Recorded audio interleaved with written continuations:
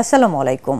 ATN বাংলার গ্রামগঞ্জের খবরে সবাইকে স্বাগত জানাচ্ছি। আমি মমরিন আজম। শুরুতেই বিআরবি কেবল সংবাদ শিরোনাম। আগামী নির্বাচনে ভোটারের বয়স 16 বছর এবং প্রার্থীর বয়স 23 বছর চায় জাতীয় নাগরিক পার্টি। সংস্কার প্রস্তাবনা নিয়ে ঐক্যমত কমিশনে কাল মতামত দেবে দলটি। রাঙ্গামাটি বিজ্ঞান ও প্রযুক্তি বিশ্ববিদ্যালয়ের স্বপ্নের ক্যাম্পাস গড়তে চলছে ব্যাপক কর্মযজ্ঞ। নির্মাণ কাজ শেষ হলে নতুন রূপে আত্মপ্রকাশ করবে বিশ্ববিদ্যালয়টি। এবং কার্প ফ্যাটেনিং পদ্ধতিতে কম জায়গায় অধিক মাছ উৎপাদনে আগ্রহী হয়ে উঠেছে যশোরের মৎস্য চাষিরা। এই কাজে উৎসাহ দিচ্ছে আদ্দিন ওয়েলফেয়ার সেন্টার। শুনছিলেন বিআরবি কেবল সংবাদ শিরোনাম। এবার বিস্তারিত।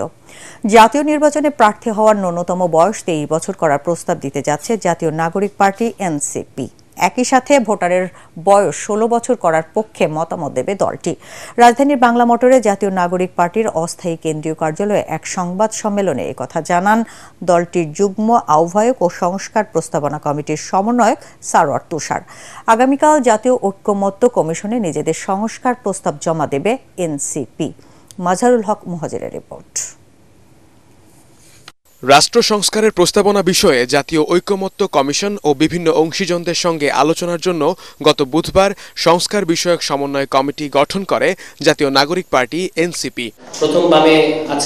এর 3 দিন পর এই কমিটির পরিচয় উপলক্ষে রাজধানীর বাংলা মোটরে জাতীয় নাগরিক পার্টির অস্থায়ী কার্যালয়ে এই সংবাদ সম্মেলন। শুরুতেই সংস্কার বিষয়ক সমন্বয় কমিটির সমন্বয়ক সারোয়ার তুষার পরিচয় করিয়ে দেন দলটির বাকি সদস্যদের। কমিশন থাকবে ততদিন পর্যন্ত এই সংস্কার কমিটি। পরে সাংবাদিকদের সাথে খোলামেলা কথা বলেন তিনি। দেশের নতুন সংবিধানের প্রয়োজন উল্লেখ করে 72-এর সংবিধান গ্রহণযোগ্য নয় বলেও দাবি করেন সারোয়ার তুষার। এই যে যতগুলো সংস্কার হচ্ছে তার মধ্যে 1 নম্বর প্রায়োরিটি দিয়ে সরকারের উচিত ছিল পুলিশ সংস্কারটা করা, কারণ আপনারা দেখতে পাচ্ছেন পুলিশের কি অবস্থা। ইভেন তারা বলেছেন যে ন্যূনতম প্রার্থী হওয়ার বয়স হচ্ছে 21 বছর। আমরা মনে করেছি যে ইট ইজ টু আর্লি, এটা 23 বছর হতে পারে এবং সেক্ষেত্রে ভোটার বয়স, ভোট দেওয়ার বয়স, সেটা আমরা মনে করেছি যে 16 বছর বয়স থেকে হতে পারে। এটার কারণ হচ্ছে এবারের আন্দোলনে, এটা আমরা আগামীকাল খুব জোর দিয়ে বলবো যে এবারের গণ অভ্যুত্থানে মূলত আপনারা বা সারা বিশ্বে এটাকে জেনজির অভ্যুত্থান হিসেবে বলা হচ্ছে। তো এই যে তারা এত বড় একটা স্টেক তাদের এবার গণ অভ্যুত্থানের মতো তৈরি হয়েছে, এর পরবর্তী যে বাংলাদেশ এবং আসন্ন যে নির্বাচন, এই নির্বাচনে তারা মতামত দিতে পারবে না শুধুমাত্র এই তাদের বয়স 18-র নিচে হওয়ার কারণে। এটা আমরা যৌক্তিক মনে করছি না। এ সময় গণপরিষদ নির্বাচন প্রসঙ্গেও কথা বলেন তিনি। প্রয়োজনে একই সাথে গণপরিষদ নির্বাচন ও আইনসভা নির্বাচন হতে পারে বলেও মত এনসিপির এই নেতার। এখনো কিন্তু আমরা বলছি যে আগামী নির্বাচনটা গণপরিষদ নির্বাচন হওয়া দরকার, যে গণপরিষদটা নির্ধারিত সময় পরে, আপনি 120 দিন, 140 দিন কিংবা এটা 6 মাস হতে পারে, একটা নির্দিষ্ট সময়ে তার মানে সংবিধান সম্পর্কিত কাজটা শেষ হওয়ার পরে তারা আইনসভায় পরিণত হবে। এটাকে আমরা বলছি যে গণপরিষদ কাম পার্লামেন্ট। এছাড়া 166টি সংস্কার প্রস্তাবের মধ্যে 111টি সংলাপ ছাড়াই বাস্তবায়ন সম্ভব বলে জানিয়েছিল সংস্কার কমিশন। তবে এর মধ্যে কিছু কিছু বিষয়ে আলোচনা প্রয়োজন বলে দাবি এনসিপির। কমিশনের কাছে জানতে চাইব যে কি ভিত্তিতে আপনারা আলোচনা ছাড়া ওই 111টা বাছাই করলেন। মাজহারুল হক মুহাজির, এটিএন বাংলা, ঢাকা। আমাদের কাছে মনে হয়েছে যে গ্রেটার জাতীয় পার্টি আওয়ামী লীগকে নিষিদ্ধের পক্ষে নয় বলে মন্তব্য করেছেন পার্টির চেয়ারম্যান গোলাম মোহাম্মদ কাদের। গতকাল রংপুর নগরীর সেনপাড়ায় নিজ বাসভবনে সাংবাদিকদের সাথে আলাপকালে তিনি এই মন্তব্য করেন। জাতীয় পার্টির কেন্দ্রীয় ও স্থানীয় নেতারা এ সময় উপস্থিত ছিলেন। এর আগে রংপুর পৌঁছে তিনি বলেন, জাতীয় পার্টি ভুল করেনি, লোভ লালসা দেখিয়ে তাদেরকে ব্ল্যাকমেইল করা হয়েছিল। একটি বিশাল অংশের মানুষকে বাদ দিয়ে নির্বাচন গ্রহণযোগ্য হবে না বলেও মন্তব্য করেন জিএম কাদের। আমরা আওয়ামী লীগ নিষিদ্ধের পক্ষে নই। আমরা আওয়ামী লীগ একটি দলের ভিতরে যারা বাস করছে বা তারা খারাপ হতে পারে। আওয়ামী লীগ একটা গাড়ি, তার ড্রাইভার খারাপ হতে পারে, গাড়িটা তো খারাপ না। কাজে এইগুলো জিনিস বুঝতে হবে। তো এগুলো না বুঝে দেশের একটা বিশাল অঙ্কের জনসংখ্যাকে বাইরে রেখে আমি আমার ইচ্ছা মতো, যেটা হাসিনা করতে চেয়েছিল, এই হাসিনার ফেসিবাদী এখন আবার দেখছি যে অর্ধেক লোককে বাদ দিয়ে ইলেকশন করবে জোর করে, এবং জোর করে আমাদেরকে নিয়ে আসবে, কাউকে জোর করে বাদ দেবে। এনারা এখন জোর করে আমাদের বাদ দিয়ে জোর করে ইলেকশন করবে। এই ইলেকশন গ্রহণযোগ্য হবে না। এই ইলেকশনের দেশে কোনো স্থিতিশীলতা আসবে না এবং দেশ আরও সামনের দিকে সংঘাতময় দুর্যোগপূর্ণ অবস্থা চলে যাবে। বান্দরবানের নাইখাছড়ি উপজেলার ত্রুম্ব সীমান্তে মিয়ানমার থেকে ছোড়া গুলিতে 2 বাংলাদেশি আহত হয়েছে। গত রাতে সীমান্তের 34 ও 35 নম্বর পিলারের মধ্যবর্তী স্থানে এই ঘটনা ঘটে। আহতরা হলেন স্থানীয় উলুবনিয়া এলাকার মোহাম্মদ জাহাঙ্গীর হোসেন ও একই এলাকার আবিদুর রহমান। আহতদের উদ্ধার করে কক্সবাজার উখিয়ার মেডিসিন সেন্স ফ্রন্টিয়ার MSF হাসপাতালে ভর্তি করা হয়েছে। সীমান্তের ওপারে থাকা আরাকান আর্মি সন্দেহজনকভাবে চোরা কারবারিদের ওপর গুলি চালালে এই ঘটনা ঘটে বলে জানায় স্থানীয়রা। এ ঘটনার পর সীমান্তের নিরাপত্তা জোরদার করেছে বিজিবি। রাঙামাটি বিজ্ঞান ও প্রযুক্তি বিশ্ববিদ্যালয়ের স্বপ্নের ক্যাম্পাস গড়ার পথে শুরু হয়েছে ব্যাপক কর্মযজ্ঞ। বিশ্ববিদ্যালয়ের আসাম বস্তির ঝগড়ার বিল ক্যাম্পাসে চলছে নতুন একাডেমিক এবং প্রশাসনিক ভবনের নির্মাণ কাজ। বিশ্ববিদ্যালয়ের পরিপূর্ণ রূপ দিতে এটি একটি গুরুত্বপূর্ণ পদক্ষেপ। বিশ্ববিদ্যালয়ের শিক্ষক, শিক্ষার্থী ও প্রশাসনের আশা, নির্মাণ কাজ শেষ হলে রাঙামাটি বিজ্ঞান ও প্রযুক্তি বিশ্ববিদ্যালয় নতুন রূপে আত্মপ্রকাশ করবে। রাঙামাটি প্রতিনিধি পুলক চক্রবর্তীর রিপোর্টার জানাচ্ছেন শারফুল আলম। কাপ্তাই হ্রদবেষ্টিত পাহাড় আর বনের নৈসর্গিক প্রাকৃতিক সৌন্দর্যে ঘেরা রাঙামাটি বিজ্ঞান ও প্রযুক্তি বিশ্ববিদ্যালয় ক্যাম্পাসে পাঠদানের পাশাপাশি এখন ব্যস্ততা নির্মাণ কাজের। সবকিছু ঠিকঠাক থাকলে 2026 সালের মাঝামাঝি দৃশ্যমান হবে বিশ্ববিদ্যালয়ের নতুন অবকাঠামো। বিশ্ববিদ্যালয়ের মাস্টার প্ল্যানের অধীনে এই প্রকল্পের আওতায় নির্মিত হচ্ছে অত্যাধুনিক একাডেমিক ও প্রশাসনিক ভবন।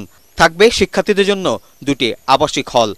এসব স্থাপনায় নিশ্চিত করা হবে আধুনিক সব সুযোগ সুবিধা। আপনারা আজকে হয়তো এর মধ্যে অনেক ত্রুটি দেখছেন, সীমাবদ্ধতা দেখছেন, কিন্তু আমরা যা শুরু করছি আর যার মধ্যে দিয়ে যেতে চাই তার প্রতিফলনটা আপনারা খুব দ্রুত দেখবেন বলে আমরা আশা করছি।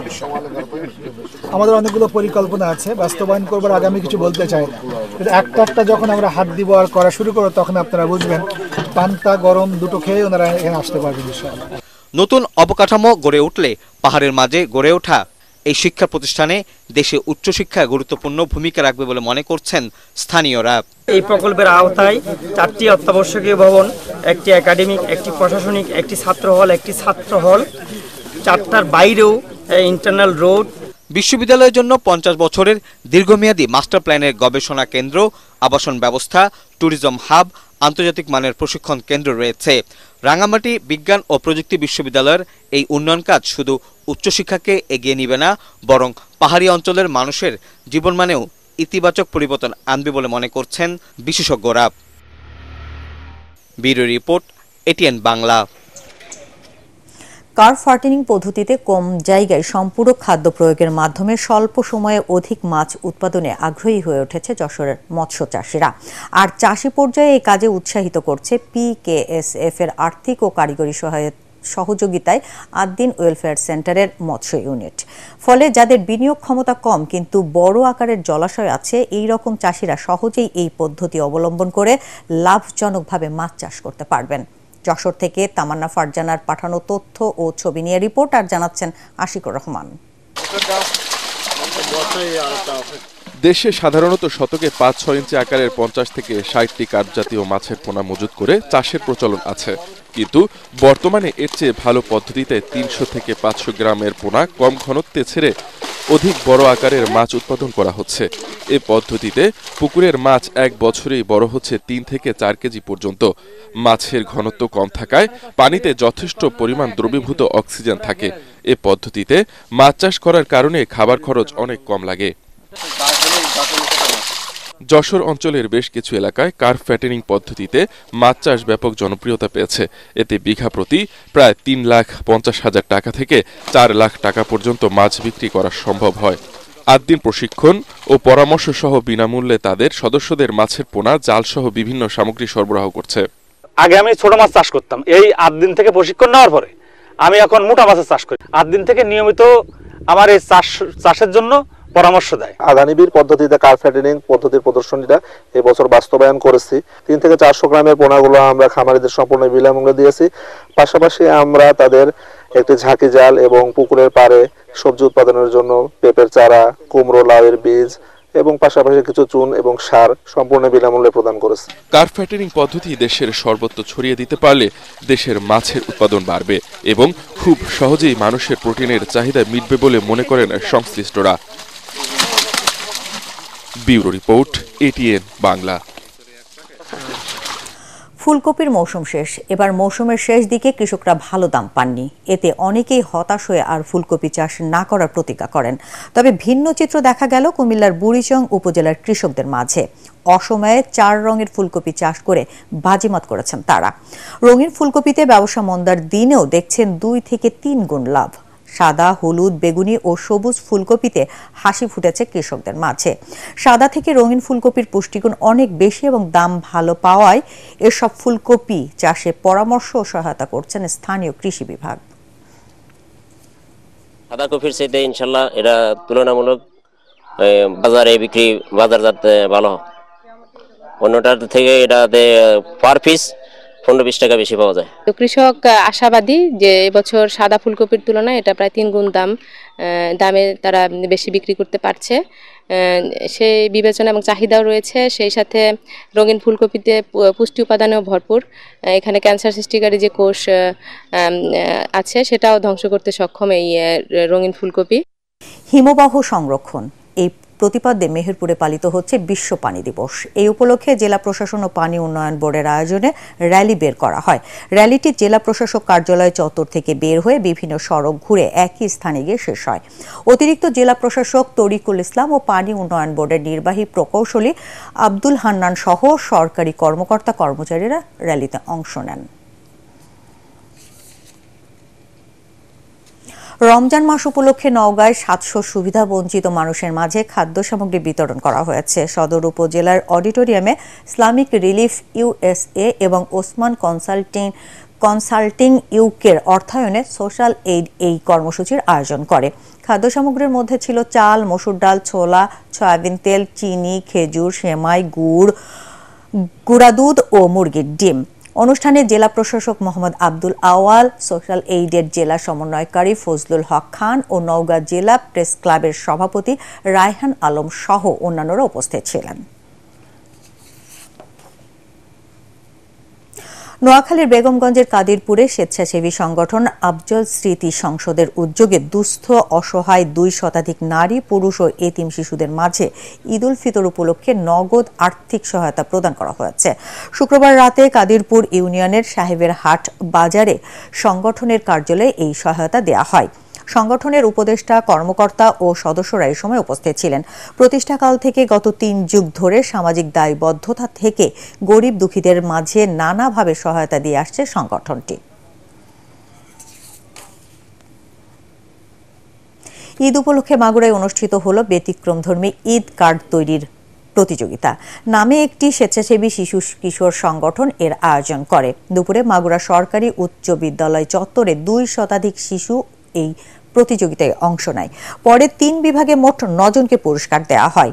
জেলা প্রশাসক ওহিদুল ইসলাম, মাগুরা সরকারি উচ্চ বিদ্যালয়ের ভারপ্রাপ্ত প্রধান শিক্ষক মনিরুল ইসলাম মঞ্জু ও পরিবর্তনে আমরাই সংগঠনের সভাপতি নাহিদুর রহমান দুর্জয় এ সময় উপস্থিত ছিলেন।